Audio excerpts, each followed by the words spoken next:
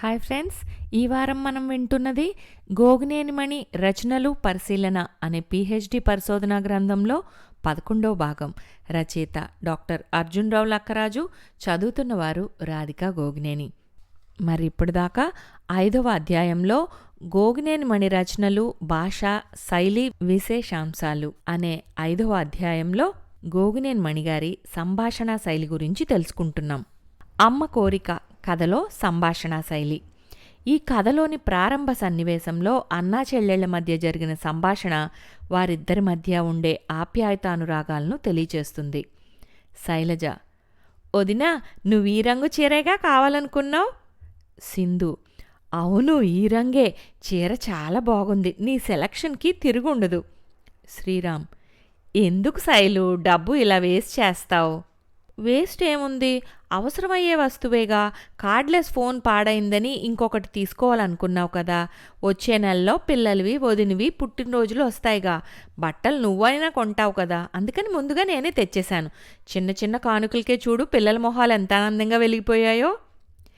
పిల్లలకి స్వీట్స్ అవి తేవడం సరే, కానీ ప్రతి సంవత్సరం ఇంత డబ్బు ఖర్చు పెట్టి అందరికీ తేవటం ఏమిటి చెప్పు? ఏ, నువ్వు మాత్రం కొనటం లేదా? నేనేం మాట్లాడకుండా ఆనందంగా తీసుకుంటాను కదా. పైగా నాకేం కావాల్సినా స్వతంత్రంగా అడుగుతాను కూడా. నేను అన్నాను కాబట్టి నీకేమైనా ఇవ్వటం రివాజు.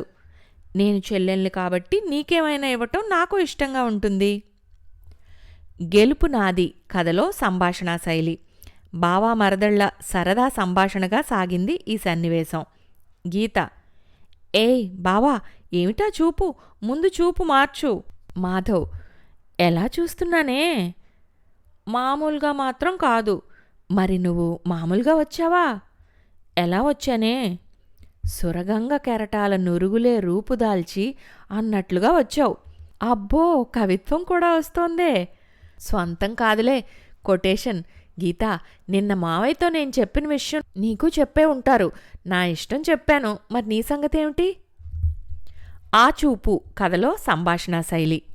ఈ కథ ప్రారంభంలో భార్యాభర్తల మధ్య సంభాషణ ఇలా సాగింది. రాఘవరావు: అబ్బాయి ఆఫీస్ నుండి వచ్చాడా? భ్రమరాంబ: వచ్చి 1 గంటలో వస్తానని చెప్పి మళ్ళీ వెళ్ళాడు. ఎవరో స్నేహితుడిని పంపించడానికి స్టేషన్కి వెళ్తున్నానని అన్నాడు.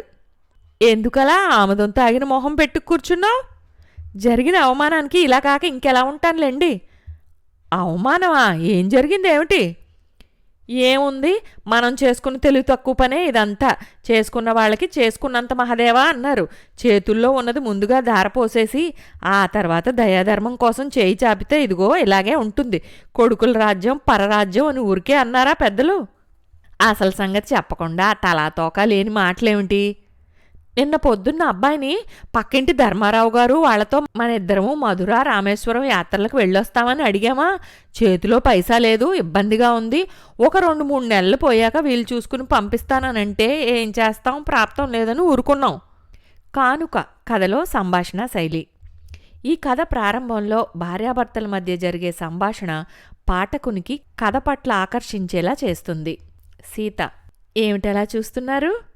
శరత్: పెదవులపై చిరునవ్వుల పువ్వులు, కురులలో సిరిమల్లెల చిరునవ్వులు. పెదవులపై పువ్వులేమిటి, జడలో నవ్వులేంటి తారుమారుగా? నేనేదో ఆసువుగా భలే చెప్పానే అని మురిసిపోయా. అయితే బాగా లేదన్నమాట. ఈరోజు నిన్ను చూస్తుంటే నండూరు వారి ఎంకి గుర్తుకొస్తోంది. ఎంకి మీకెలా తెలుసు? అదేమిటలా అడుగుతున్నావు? నాకనే ఉంది, చాలామందికి తెలుసు. చాలామందికి తెలుసా? దాని అందచందాలకు అంత పేరు వచ్చేసిందా? కొంచెం ఎర్రగా బుర్రగా ఉంటుంది అంతేగాని నా మొహంలో ఉన్న కళ దానికి లేనే లేదని, నేనే అందంగా ఉంటానని మా ఊళ్ళో అందరూ అంటారు. వాళ్ళ అమ్మమ్మ మాత్రం తన మనవరాల అందచందాల గురించి విని ఎక్కడెక్కడి నుంచో సంబంధాలు వస్తున్నాయని గొప్పలు చెప్పుకుంటుంది. అందరితో పెళ్లి చూపుల వరకు వచ్చిన 2 సంబంధాలు ఎందుకు కుదరలేదో మాత్రం ఎవరికీ చెప్పదు. వినేవాళ్ళు ఉన్నారు కదా అని బడాయిలు చెప్పుకోవడమే గాని. ఎవరి గురించి మాట్లాడుతున్నావు? ఎవరి గురించేమిటి? మా ఊరి ప్రెసిడెంట్ గారు నండూరు రామబ్రహ్మం గారి మనవరాలు ఎంకి గురించే. వాళ్ళ అమ్మమ్మ పేరు వెంకమ్మ, అదే పెట్టారు గాని ఈ మధ్య వెంకటలక్ష్మి అని మార్చారు. మా అందరికీ మొదటి నుండి అలవాటు కదా, అందుకనే ఇప్పటికీ ఎంకి అనే పిలుస్తాం. ఈ ఊరి నుంచి ఒక సంబంధం వచ్చింది గాని కుదరలేదని చెప్పుకున్నారు అప్పుడు. అయితే అప్పుడు ఎంకిని చూసి వెళ్ళింది మీరు కాదు కదా. మొత్తానికి భలే గొప్పదానివిలే. ఆ ఎంకి ఎవరో నాకు తెలియదు గాని రేపు ఆఫీస్ నుండి వచ్చేటప్పుడు నండూరు సుబ్బారావు గారు రాసిన ఎంకి పాటల పుస్తకం తెస్తాను. చదివితే ఎవరో నీకే తెలుస్తుంది. ఎవరో తెలిసిన వాళ్ళ గురించి చెప్తున్నట్లుగా పుస్తకాల్లోని మనుషుల గురించి మాట్లాడతారని నాకేం తెలుసు? ఈ సంభాషణలో సీత అమాయకత్వం చూసి సహృదయ పాఠకునికి నవ్వు పుట్టక మానదు. మిత్రమా మన్నించు కథలో సంభాషణా శైలి. హాస్టల్లో ఉంటూ చదువుకుంటున్న యువకుల మధ్య జరిగిన సంభాషణను ఈ సన్నివేశంలో కళ్లకు కట్టినట్లు చూపారు రచయిత్రి. నరహరి: ఏంట్రా అలా ఆముదం తాగిన మొహం పెట్టావు, ఏమైంది? నాగేంద్ర: ప్రతి బియ్యపు గింజ మీద తినేవాడి పేరు రాసిపెట్టే ఉంటుందట. అలాగే ఏ రోజు ఏం అనుభవించాలో మన నుదుటి మీద ముందే రాసిపెట్టి ఉంటుంది కాబోలు. లేకపోతే ఎప్పుడూ లేంది నేను ఇవాళ ఆ పియ్యగాడు రూమ్కి ఎందుకు వెళ్ళాలి? శర్మ: గది గోడలు కంపించేటంత గట్టిగా అలా సీరియస్గా నిట్టూర్చే బదులు విషయం ఏమిటో వివరిస్తే సంతోషిస్తాం. నేను ఇక్కడికి వస్తూ మధ్యలో పియ్యగాడు రూమ్కి వెళ్ళా. వాడు యథాప్రకారం టేబుల్ ముందు కూర్చుని పుస్తకంలో తల దూర్చి రుబ్బేస్తున్నాడు. 200 ఉంటే సర్దుతావా అని అడిగా. జేబులో నుండి డబ్బు తీస్తూ, బుక్స్ ఏమన్నా కొనాలా లేక మెస్ బిల్ కట్టడానికి తగ్గిందా అని అడిగాడు. నేను సిన్సియర్గా నిజమే చెప్పా. 3 నెలల నుండి లైనేస్తున్న అమ్మాయి ఈరోజు తన్ను చూసి నవ్విందని కేఆర్ లాన్లో డిన్నర్ ఇస్తున్నాడు. వాడి దగ్గరున్నది సరిపోకపోతే అవసరానికి ఉంటుందని నన్ను 500 తెమ్మన్నాడు. నా దగ్గర 300 ఉన్నాయని నిన్ను అడిగా అన్నా. నా మాటలు పూర్తయి అవకముందే వాడి డబ్బు జేబులో పెట్టేసుకుని, సారీరా, నా దగ్గర నా ఖర్చులకు సరిపడా మాత్రమే ఉన్నాయి. రేపు ఎప్పుడైనా నా అవసరానికి ఇబ్బంది పడాల్సి వస్తే నీకు ముఖ్యమైన అవసరానికి ఇచ్చాను కదా అనే సంతృప్తి కలగాలి కానీ జల్సా చేయడానికి ఇచ్చి నేను అనవసరంగా ఇబ్బంది పడుతున్నాననే చిరాకు కలగకూడదు అని చెప్పి ఇంకో మరో మాట లేదన్నట్లుగా పుస్తకంలో తలదూర్చేశాడు. సరేలే, ఈ మాత్రం దానికే నన్ను వంతలా విషాదాన్ని అభినయించేస్తున్నావు. సర్లేరా, అంత ఫీల్ అవ్వాల్సిన పనేం లేదులే. వాడు మనకి ఏదో ఒక రోజు దొరక్కపోతాడా? మనం గట్టిగా ఒక కిక్కి ఇవ్వకపోతావా? అయినా తెలిసి వాడిని ఎందుకురా అడిగావు? మొన్ననే కదా నేను కేఆర్ నీ దగ్గర తీసుకున్నాం. అందుకని బిఎస్ని కేఎస్ని అడిగా. నెలాఖరు కదా, వాళ్ళ దగ్గర లేవు. అభిమాని కథలో సంభాషణ శైలి. ప్రాణ స్నేహితులైన 2 యువతీ యువకుల మధ్య జరిగే సరదా సంభాషణ ఇలా సాగింది. రవిచంద్ర: రేఖా రేఖా. సురేఖ: ఏమిటా రేఖలు, కేకలు? ఆంటీ వాళ్ళంతా ఇందాక బయటికి వెళ్ళటం చూశాలే. మరి నువ్వెక్కడో పరధ్యానం పరదాల చాటును ఉంటుంటావుగా, అందుకని కొంచెం సౌండ్ పెంచా. ఎందుకో ఆనందంగా ఉన్నట్లున్నావుగా, సంగతేమిటి? అవును, మామూలు ఆనందం కాదు, మహదానందంగా ఉంది. నాకు సైతం ఓ అభిమాని. ఏమిటి? ఎప్పుడో 3 నెలల క్రిందట పబ్లిష్ అయిన కథకి రెస్పాన్స్ ఇప్పుడొచ్చిందా? ఎవరో ఆ ట్యూబ్లైట్ మహాశయుడు. ట్యూబ్లైట్ అని ఎవరన్నా అంటే అది కాంప్లిమెంట్గానే అనుకోవాలని నా ఉద్దేశం. లేట్ అయితేనే బ్రైట్ కదా, అది ముఖ్యం. ఉత్తరం రాసింది అతను కాదు, అందమైన చదువుకున్న 18 ఏళ్ల అమ్మాయి. పేరు కూడా అందమైందే, అపూర్వ. ఓహో, ఉత్తరంతో పాటు ఫోటో బయోడేటా కూడా వచ్చాయా?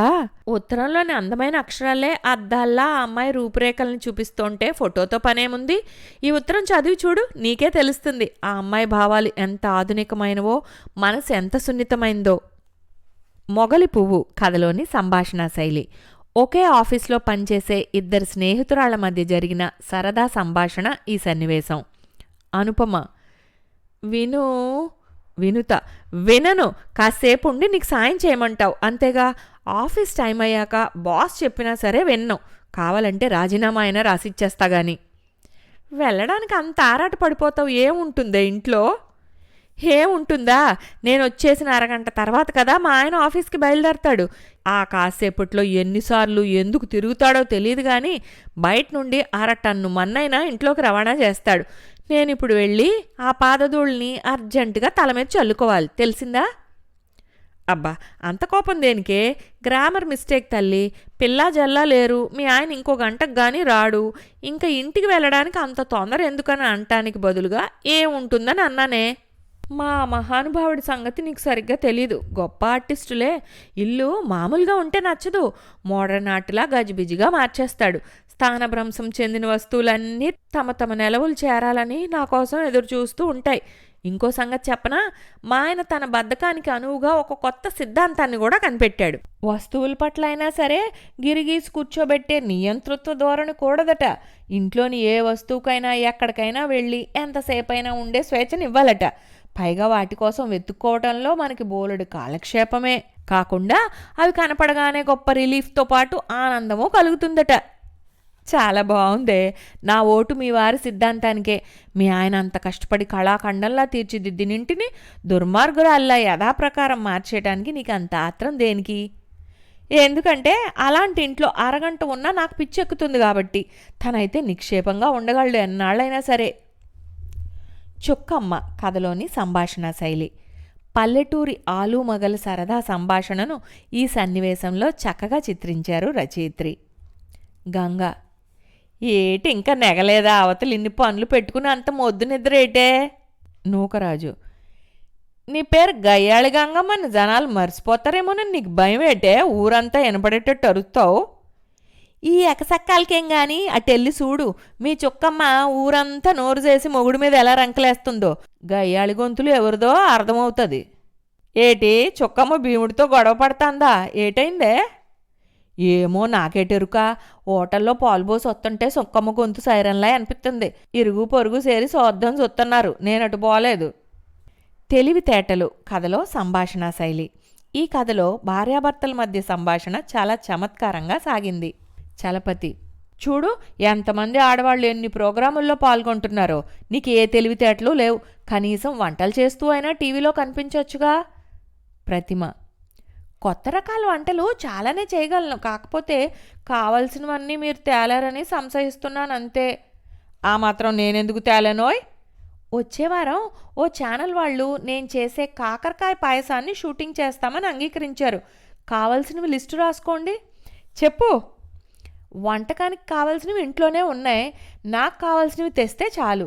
మేకప్ సామాగ్రితో పాటు లేటెస్ట్ ఎంబ్రాయిడరీ జార్జెట్ చీర, మంచి ముత్యాల హారం, మ్యాచింగ్ కమ్మలు, 4 జతల బంగారు గాజులతో పాటు మామూలు గాజులు 16 జతలు.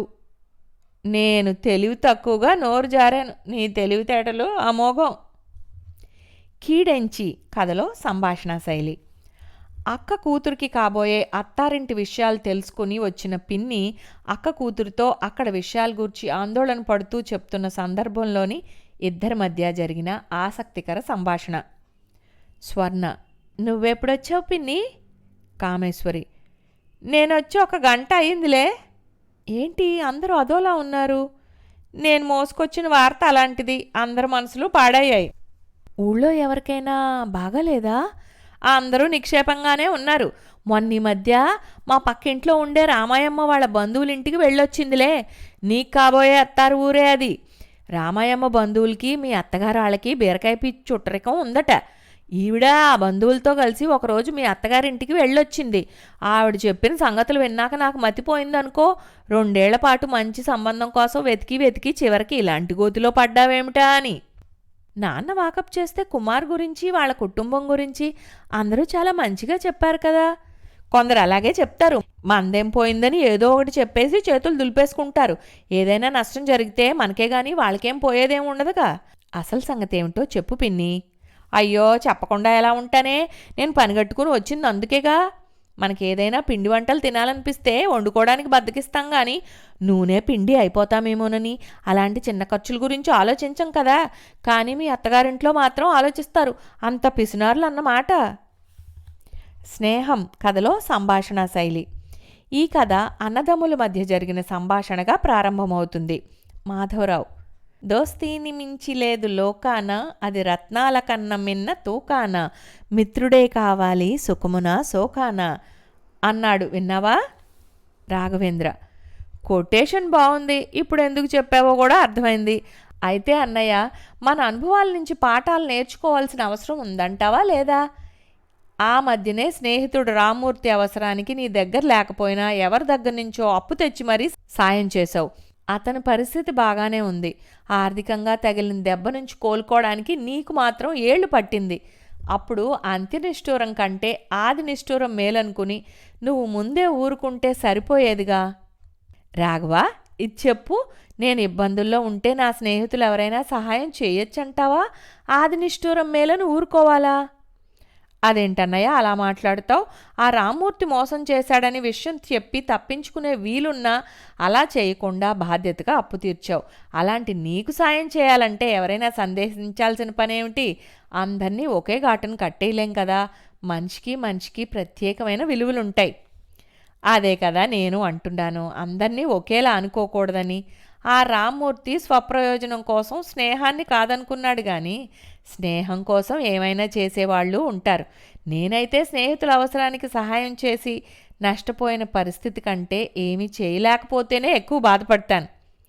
ఏమిటో తలకు మించిన బరువెత్తుకోకూడదని నీకు అర్థం కావడం లేదు. పై సంభాషణలో సోదరుడు స్నేహాన్ని నమ్మి మోసపోతున్నాడని రాఘవరావులో ఆందోళన కనిపిస్తుంది. స్నేహం కోసం మోసపోయినా పర్వాలేదనే మాధవరావు ఉన్నత వ్యక్తిత్వం కనిపిస్తుంది. విమల ఆనందరావు కథలో సంభాషణ శైలి. ఈ కథ ఆద్యంతం భార్యాభర్తల సంభాషణగానే సాగింది. ఆనందరావు: ఏమిటి రాజ్యాలు కోల్పోయిన మహారాణిలా అలా ఉన్నావే? విమల: మీ వల్లే. నేనేం చేశాను? మొత్తం మీరే చేశారు. ఏం చేశానో చెప్పరాదు? ఒకటా రెండా? అన్యాయాలు ఎన్నని చెప్పను? ఉదాహరణకి ఒకటి చాలులే, చెప్పు తల్లి. సీరియస్గా సాగే మాటల్లో నవ్వులాటకి చోట్లేదు. అయితే కొట్లాడుకోవాలా? పెరట్లో నుండి 2 కర్రలు కూడా పట్టుకురానా? అది సరే గాని విషయం చెప్పు. అన్యాయాల లిస్టులోది నెంబర్ 1 ఏమిటో బయటపెట్టు. నేను ఉద్యోగం చేస్తానంటే పురుషాకారంతో మీరు వద్దనలేదు? ఆకారం కాదు విమల, అహంకారం. పురుషాహంకారం అనాలి. నేనేం మాట్లాడాలో ఎలా మాట్లాడాలో కూడా మీరే చెప్పేస్తే ఇక నేనెందుకు? ఆవేశంగా మాట్లాడబోతే నాలుగు కొంచెం తడబడింది. సరేలే, విషయం చెప్పు. భార్యాభర్తల మధ్య ఉండే చిలిపి గొడవలు చాలా సరదాగా ఉంటాయి. నవ దంపతుల్లో అటువంటి చిన్న చిన్న చిలిపి గొడవలు నూతనోత్సాహాన్ని కలిగిస్తాయి. భార్య కోపాన్ని గమనించిన ఆనందరావు ఆమె కోపాన్ని తగ్గించడానికి చమత్కారంగా సంభాషణలు పలికిన తీరు సహృదయ పాఠకున్ని ఆకట్టుకుంటుంది. అత్తగారు కొత్త కోడలు కథలో సంభాషణ శైలి.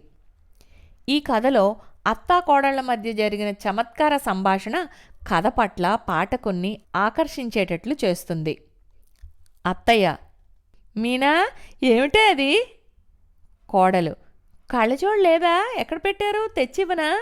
చదువుకోవడానికే తప్ప కళ్ళజోడు అవసరం లేదు, అన్నీ బాగానే కనిపిస్తాయి. ఎందుకలా అని అడుగుతున్నాను. మీ అబ్బాయిని వంట నేర్చుకోవాలని నేనే చెప్పాను. ముందుగా ఈవేళ కూరగాయలు తరగటం ప్రాక్టీస్ చేస్తున్నారు. కూరగాయలు తరగాల్సిన కర్మ వాడికేమిటి? కూరగాయలు తరగటం కర్మ కాదు, క్రియ. కర్తవు నువ్వేనని కూడా తెలుసు కానీ ఇంట్లో 2 ఆడవాళ్ళం ఉన్నాంగా. ఒకరికిద్దరు ఉన్నాం కదానే మీ అబ్బాయికి వంట నేర్పించే సాహసానికి పూనుకున్నాను. నా ఒక్కదాని వల్ల కాదు, మీరు ఓ చేయి వేయాల్సిందే. ఈ విధంగా గోగినేని మణిగారు తన కథల్లో సంభాషణా శైలిని ప్రదర్శించారు. సంభాషణా శైలి వల్ల రచయిత చెప్పదలుచుకున్న విషయాన్ని పాఠకునికి ఆయా పాత్ర ద్వారా చక్కని సన్నివేశాన్ని అల్లి సంభాషణలతో కథ యొక్క వేగాన్ని పెంచడానికి, విషయం సులభంగా అర్థం కావడానికి వీలు కలుగుతుంది. అందుకే కథల్లో సంభాషణా శైలికి అంత ప్రాముఖ్యత ఉంటుంది. దీనివలన కథ ఒక దృశ్య రూపంగా కళ్ళ ఎదుట సజీవ చిత్రంగా దర్శనమిస్తుంది. గోగినేని మణిగారు ఈ శైలిలో సిద్ధహస్తులు అనడానికి ఈమె కథలే తార్కాణాలు. ఇంతటితో 11వ భాగం సమాప్తం. వచ్చే వారం 12వ భాగంతో కలుద్దాం.